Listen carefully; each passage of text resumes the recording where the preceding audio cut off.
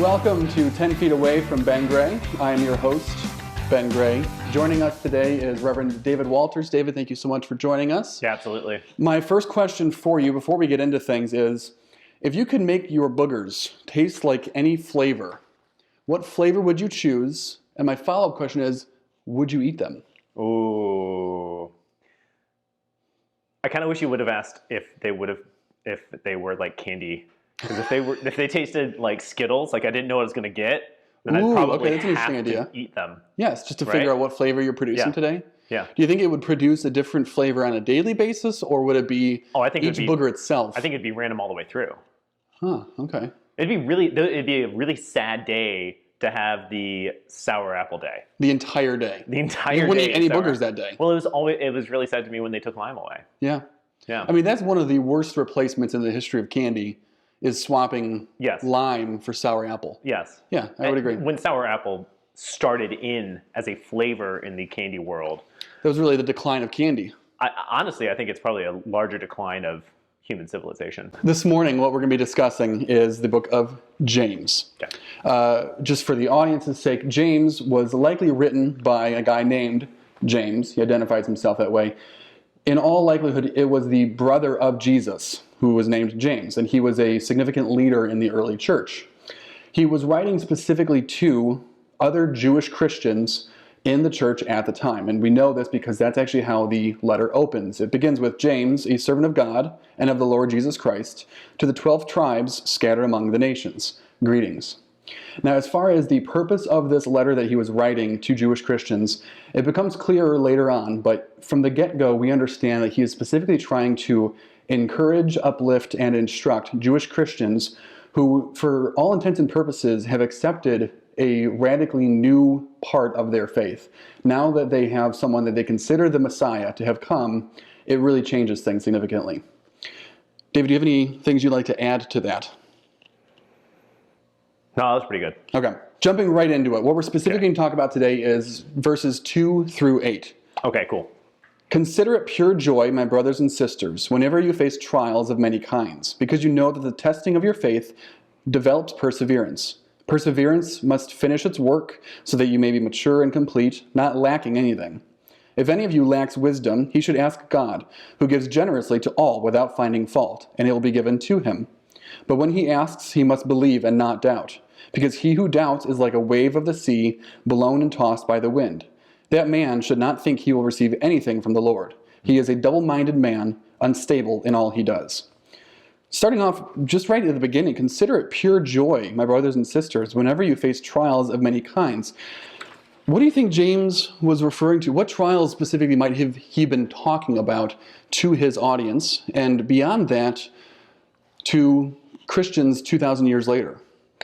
Oh, yeah. I mean, that's an interesting conversation to have, thinking like, I'm writing this for 2,000 years from now, because I wonder how many of the texts were written down thinking, yeah, this is going to stick around for a couple millennia, right? Sure, yeah. It's an interesting idea. I'm kind of hopeful that my sermons don't stick around that long. I'd hate for people to be having to read them again and again. But at least in the time, there's a couple of different things going on. So certainly, there was this new understanding of who Jesus is as the Messiah, right? And so you're talking about, at the beginning, there's 12 tribes. They're linking to the 12 tribes in the Jewish understanding, right? And so there's this really strong understanding that James is talking to Jews that believe in Jesus, and that's different than a lot of other Jews at the time too. So if I believe something, like the Messiah has come, and you don't, but you're part of the majority of Jews who don't believe that it's Jesus that is the Messiah,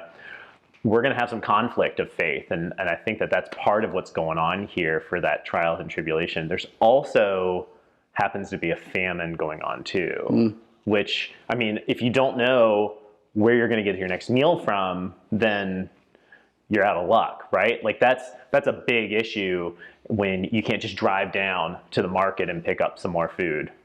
Trials in general is something that people connect to a lot, because life isn't always like easy, right? And so to be able to say like, oh, okay, maybe there is something more to this than just the trial itself. It can be a word of support, right?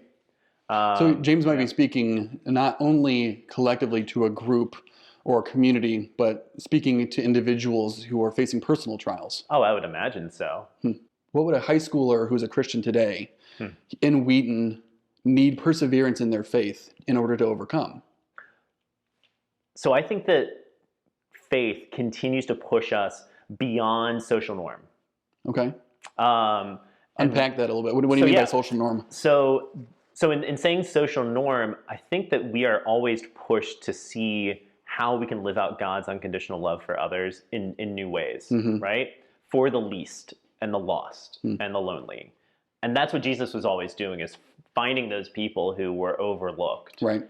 That group of people continues to change over time, right? And it is not to say that any of these particular groups are like, yeah, we're all good, but that is continuing to grow in like women's rights or the rights of non-white people, right? LGBTQIA plus rights, Right. those kinds of relationships. But then you get into not just that, but like, how do we treat the homeless? And how do we treat those who are poor?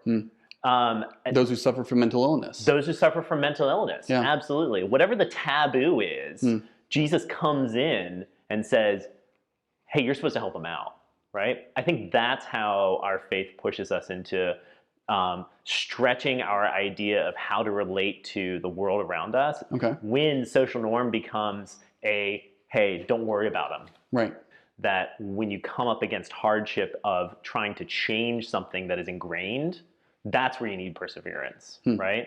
And if it's something big, like fighting for equal rights for people, or if it's something small, or which could be monumental for someone's personal life, like fighting with best friends, or parents, or siblings, those relationships that are so close to us that we need help with, right? To work through. That's where I think perseverance also comes into play. That the realization that God is right there with us through this is helpful. One of the ways that we develop physical perseverance is exercise. If you start running, like let's say I started running. Oh dear God! I could make it probably 50 feet.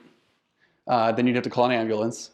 But if I did 50 feet every day, it would get easier. And I start doing 100 feet. And then maybe at some point, maybe when I'm 80, I can run an entire mile. You know what's funny is actually that's how I started getting into running. Was just short little. Yeah. Yeah.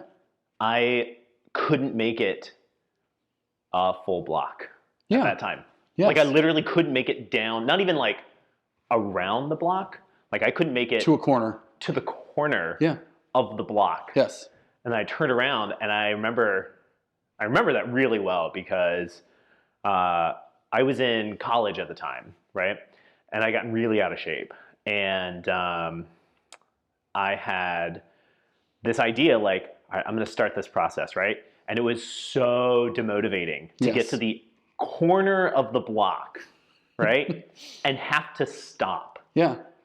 And I told myself right then, like I was walking back, I said, all right, I can either never do this again, which I really wanted to never do it again. Yes.